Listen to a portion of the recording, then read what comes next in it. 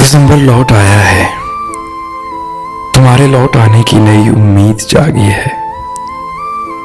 अभी पिछले बरस तुमने मेरे सीने पे सर रखकर हया से मुंह छुपाया था। अभी पिछले बरस ही तो दिसंबर के महीने में तुम्हें बाहों में थामा था, मगर अप्रैल आने तक तुम्हारी झील आंखों में नया सपना समाया था। मेरे छोटे से आंगन में तुम्हें वहशत सी होती थी, मुझे तुमने बताया था।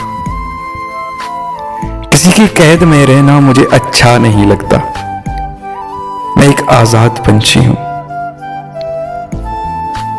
सुना है फिर से तन्हा हूं, दिसंबर के महीने में बहुत खामोश रहती हो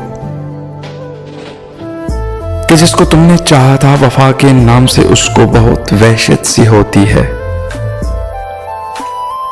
वो एक आजाद पंछी था, किसी की कैद में रहना उसे अच्छा नहीं लगता। सुना है मेरे आंगन की तुम्हें अब याद आती है, सुना है तुम पशेमा हो। चलो फिर ऐसा करते हैं, दिसंबर का महीना है, नया आगाज करते हैं।